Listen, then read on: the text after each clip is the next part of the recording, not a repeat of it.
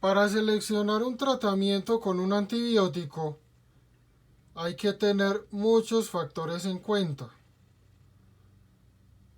Condición del paciente, edad, posibles patologías asociadas, sitio de la infección, si ha estado expuesto o no en forma reciente a antibióticos. Y también hay que tener en cuenta la parte de farmacocinética del antibiótico.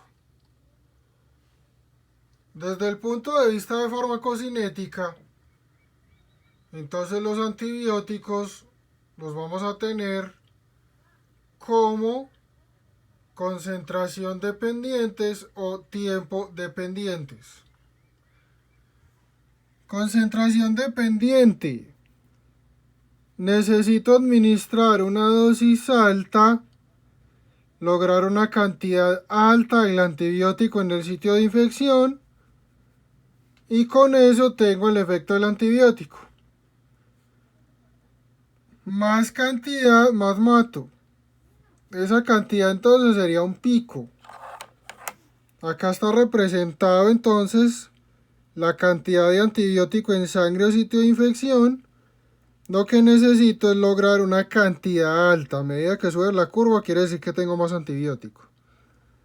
Entonces mientras más antibiótico tenga, mientras el pico de concentración sea más alto, mientras la concentración máxima Cmax sea más alta, más bacterias se van a eliminar. Recuerden que esto se toma con base a una MIC o SIM, concentración inhibitoria mínima. Si estoy por encima de la MIC, tengo efecto del antibiótico. Si estoy por debajo de la MIC, no hay efecto del antibiótico. Entonces, mientras más cantidad alcance por encima de esa MIC, más bacterias voy a matar o más bacterias voy a afectar. El otro grupo son los antibióticos tiempo dependientes. Como el nombre lo dice, necesito es que esté varias horas por encima de la MIC. Entonces no me sirve lograr un pico, no me sirve dar el antibiótico una o dos veces al día y lograr el pico. Acá necesito darlo varias veces al día, administrarlo varias veces al día, o que el antibiótico me dure mucho tiempo en la sangre y en el sitio donde está la infección. Entonces acá no necesito tanto un pico, sino que necesito es que esté por encima de esa MIC varias horas. Si no está varias horas por encima de la MIC, normalmente se habla que debe estar siquiera el 50 o el 60% del tiempo.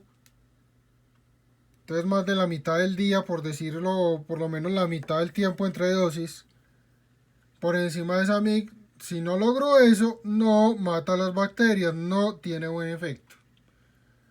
Estos entonces se administran más seguido, 3 4 dosis al día. Tienen un tiempo de vida media largo, entonces duran mucho tiempo en el organismo.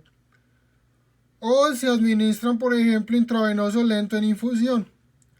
Entonces se busca que esté varias horas por encima de esa MIC. Uso indicado entonces que la sospecha de infección bacteriana tenga base. Caso actual, el coronavirus, la gente tomando acitromicina para que no le dé, eso no está demostrado, no sirve para nada. Está haciendo dos cosas al tomar esa acitromicina. Uno, riesgo de efectos adversos. Dos, exponiendo a las bacterias de la biota, generando resistencia. Después, cuando necesite la acitromicina por otra indicación, no le va a servir.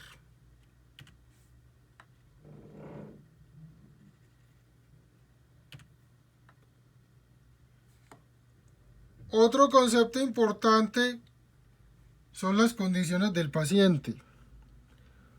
Entonces recuerden, los medicamentos, incluidos los antibióticos, pueden tener, pueden tener metabolismo hepático, pueden tener eliminación renal, pueden tener un porcentaje significativo de unión a la albúmina, pueden tener interacciones con citocromo. Entonces eso hay que mirarlo antes de formular o de ordenar el antibiótico. Además, recuerden que idealmente no se combinan antibióticos, no se dan varios al tiempo.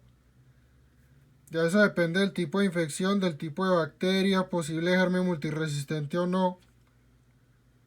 Y si usted combina antibióticos, tiene que mirar que con el mecanismo de acción que tengan no se antagonicen, no se quiten efecto entre ellos. Entonces usted tiene que mirar cuando va a combinar que los dos sean bactericidas, que los dos maten, que los dos se potencie el mecanismo de acción. Por eso es como mejor tratar de no estar combinando antibióticos, en la medida de lo posible, usar un solo antibiótico. También importante el efecto posantibiótico. Efecto posantibiótico. Después de varias horas de haber administrado el medicamento, el antibiótico, sigue teniendo efectos, sigue matando bacterias. Puede ser que se concentre en el sitio de infección y ya no se detecta en la sangre, o puede ser que efectúe esto del PALE, que es la potenciación de leucocitos. Las bacterias se mueren, otras bacterias no se mueren, pero quedan alteradas por la acción del antibiótico. El sistema inmune aprovecha y las despacha. Los medicamentos que más efecto posantibiótico tienen son los aminoglicósidos. Eso los vamos a ver en otra clase. Y eso, por ejemplo, facilita que el aminoglicósido se administre una sola vez al día. Entonces son varias características por las cuales se administran una vez al día, incluyendo lo del efecto posantibiótico.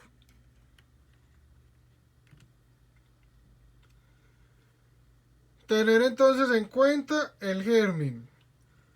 Recuerden, si es posible, yo tomo una muestra, cultivo antibiograma, me dicen cuál es la bacteria.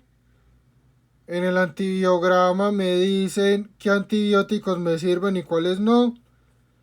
Entonces recuerden, cifra mágica, 100.000 unidades formadoras de colonia.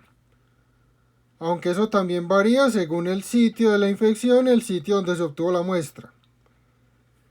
Y antibiograma me van a reportar sensible, o sea que ese antibiótico al menos in vitro sirve contra esa bacteria, con las dosis que se usan en el paciente, o resistente, con las dosis que habitualmente se usan en el paciente, no se afecta a la bacteria, no se mata o no se detiene el crecimiento o replicación de esas bacterias. Entonces debo mirar si es posible con cultivo antibiograma. Si no es posible, entonces miro la edad del paciente, miro el sitio de infección y hago una asociación con las posibles bacterias. Tengo una paciente de sexo femenino de 20 años, no tiene antecedentes, tiene una infección urinaria. Lo más probable es que sea Escherichia coli, bacilo gram negativo del grupo de los entéricos, o que sea, por ejemplo, un Staphylococcus saprophyticus. Tengo una paciente de sexo femenino de 60 años, antecedente de diabetes, hospitalizada.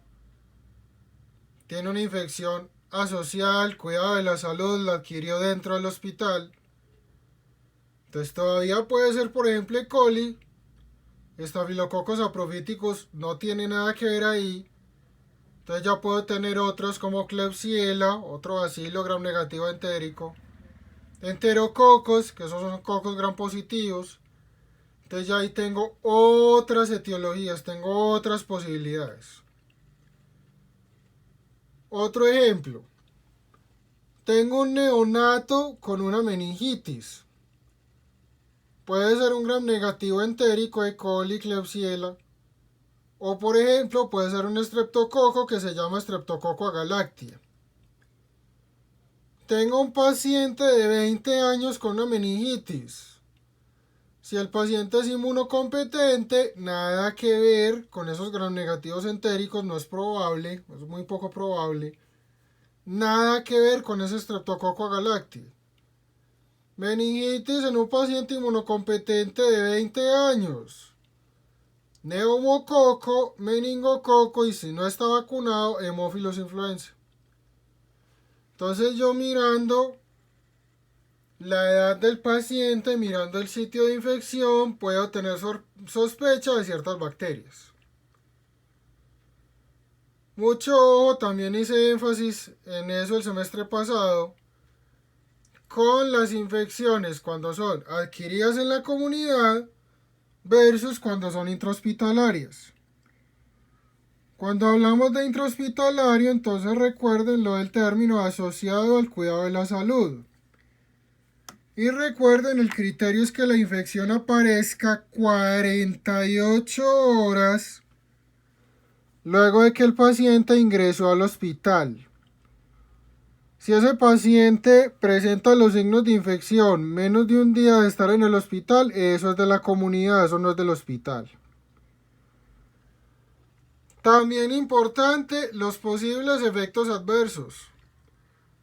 Yo trato de utilizar los medicamentos que tengan menos probabilidad de efectos adversos. Ahora bien, eso depende de la infección. Paciente con infección urinaria no complicada, entonces puede utilizar, por ejemplo, un antibiótico que se llama nitrofurantoína. No tiene tanto efecto adverso. Paciente con una infección urinaria complicada. Inmunosuprimido, diabético, tiene alteraciones de vías urinarias, tiene compromiso del riñón, pielonefritis. Y tengo un cultivo antibiograma y solamente le sirve, por ejemplo, la gentamicina. Tocó darle esa. ¿Es más tóxica la gentamicina que la nitrofurantoína? Sí, hay bastante diferencia. Pero si yo no tengo opción, utilizo esa gentamicina.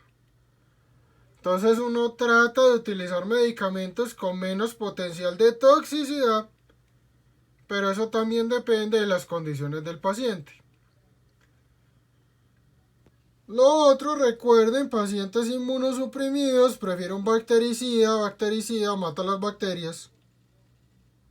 Y ya en un paciente inmunocompetente, si no es una infección grave y según las condiciones, puedo prescribir, puedo formular un bacteriostático, el sistema inmune me ayuda. Entonces, bactericida las mata.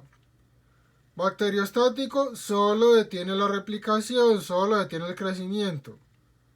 Dado el caso, esa bacteria puede volver a arrancar.